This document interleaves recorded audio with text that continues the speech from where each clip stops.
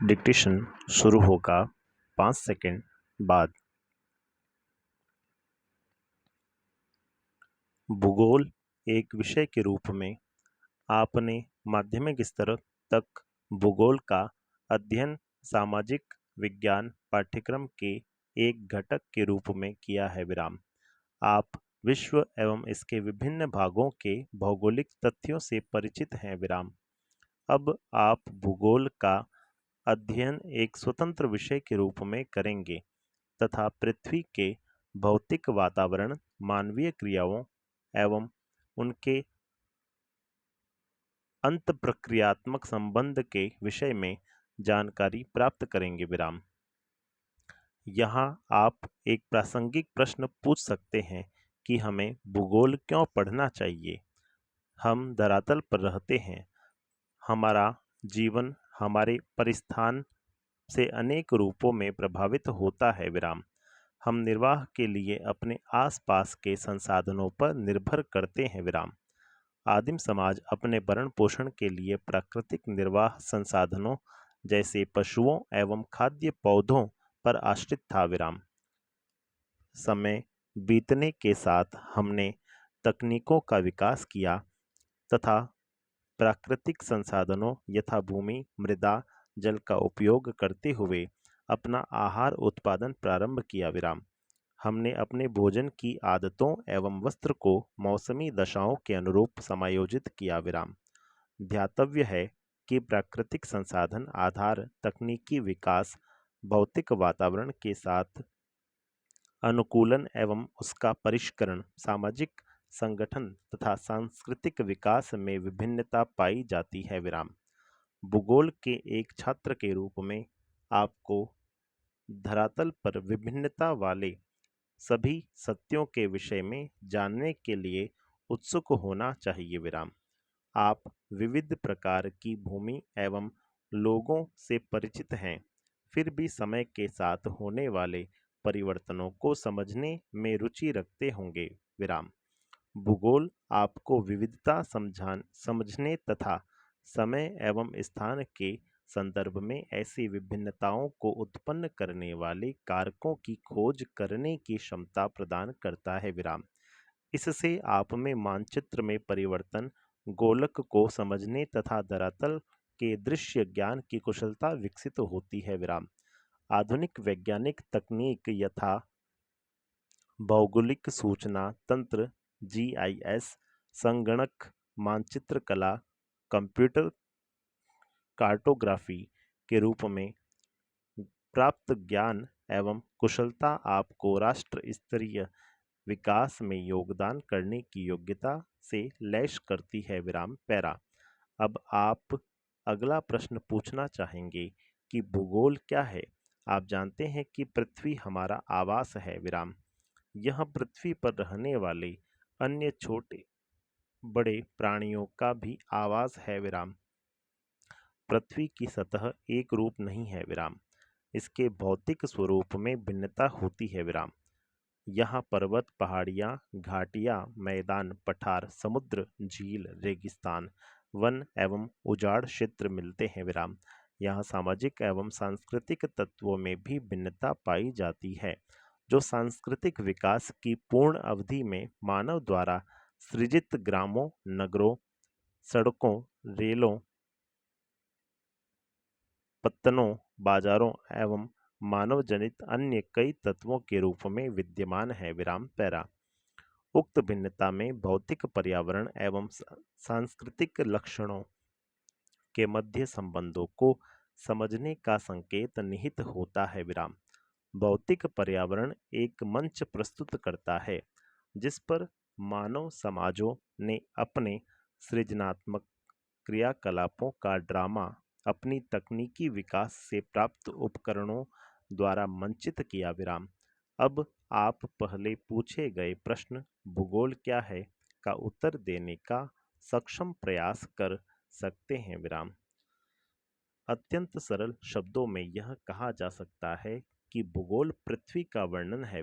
सर्वप्रथम भूगोल शब्द का प्रयोग इरेटोस्थेनिज, एक ग्रीक विद्वान 276 194 ईसा पूर्व ने किया विराम। यह शब्द ग्रीक भाषा के दो मूल जियो पृथ्वी एवं ग्रेफोज वर्णन से प्राप्त किया गया है विराम। दोनों को एक साथ रखने पर इसका अर्थ बनता है पृथ्वी का वर्णन विराम। पृथ्वी को सर्वदा मानव के आवास के रूप में देखा गया है और इस दृष्टि से विद्वान भूगोल को मानव के निवास के रूप में पृथ्वी का वर्णन परिभाषित करते हैं विराम। आप इस तथ्य से तो परिचित ही हैं कि यथार्थता बहुआयामी होती है तथा पृथ्वी भी बहुआयामी है विराम।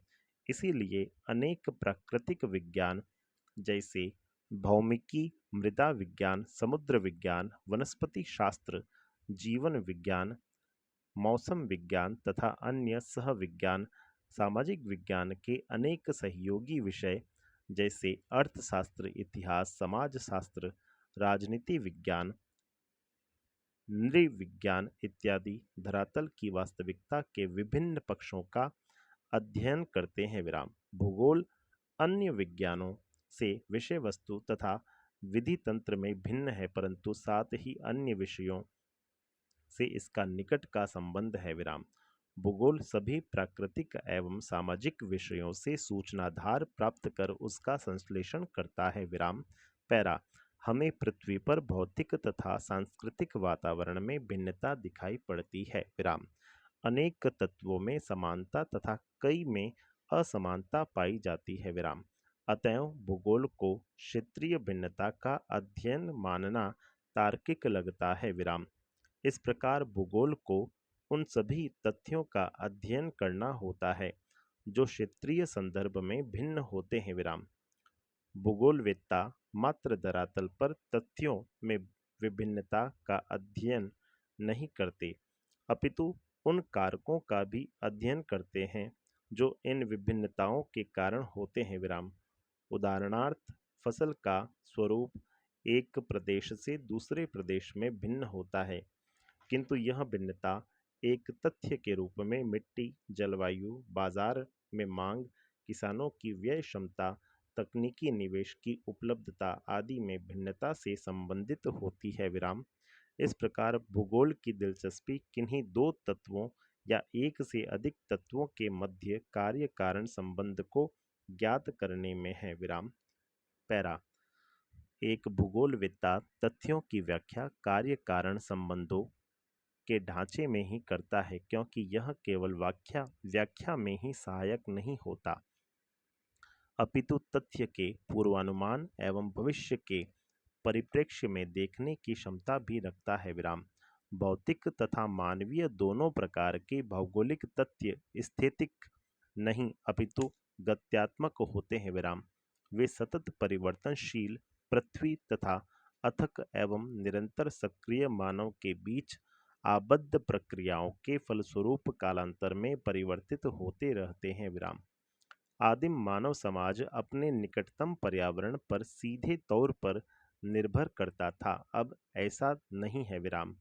भूगोल इस प्रकार प्रकृति तथा मानव के समग्र इकाई के रूप में अंतर प्रक्रिया के अध्ययन से संबंधित है विराम।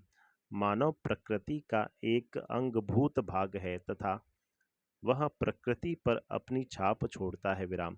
प्रकृति मानव जीवन के विभिन्न पक्षों को प्रभावित करती है विराम। इसकी छाप उसके वस्त्र, आवास, व्यवसाय आदि पर देखी जा सकती है विराम। मानव ने प्रकृति के साथ समझौता, अनुकूलन अथवा अपरिवर्तन के माध्यम से किया है विराम।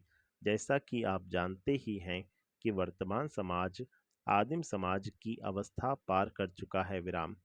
उसके तकनीकी के खोज एवं प्रयोग द्वारा अपने अस्तित्व के लिए सन्निकट परिवेश प्राकृतिक वातावरण को अपरिवर्तित कर प्राकृतिक संसाधनों का समुचित उपयोग करते हुए अपने कार्य क्षेत्र के क्षितिज में परिवर्धन कर लिया है विराम। तकनीकी के क्रमशः विकास के साथ मानव अपने ऊपर भौतिक पर्यावरण के द्वारा कसे हुए बंधन को ढीला करने में सक्षम हो गया है विराम। तकनीकी ने श्रम की कठोरता को कम कर श्रम क्षमता को बढ़ाया तथा अवकाश का प्रावधान करते हुए मानव को उच्चतर आवश्यकताओं को पूर्ण करने का अवसर दिया। विराम। उससे उत्पादन के पैमाने एवं श्रम की गतिशीलता में भी वृद्धि हुई। विराम पैरा। भौतिक वातावरण एवं मानव के अनोन्य प्रक्रिया को एक कवि द्वारा संक्षेप में मानव एवं ईश्वर के बीच निम्न वार्तालाप के माध्यम से व्यक्त किया गया है। विराम। आपने मिट्टी का सृजन किया, मैंने कप का निर्माण किया। आपने रात्रि का सृजन किया, मैंने दीपक बनाया। विराम। आपने बंजर बंजर भूमि, पहाड़ी भूभाग एवं मरुस्थलों का सृजन किया, मैंने फूलों की क्यारी तथा बाग बगीचे बनाए। विराम। प्राकृतिक संसाधनों का प्रयोग करते हुए मानव अपने सृजनात्मक योगदान का दावा करता है। विराम। तकनीकी की सहायता से मानव आवश्यकता की अवस्था से स्वतंत्रता की ओर अग्रसर हुआ। विराम। उसने सर्वत्र अपनी छाप छोड़ी तथा प्रकृति के सहयोग से नई संभावनाओं का सृजन किया। संपूर्ण विराम।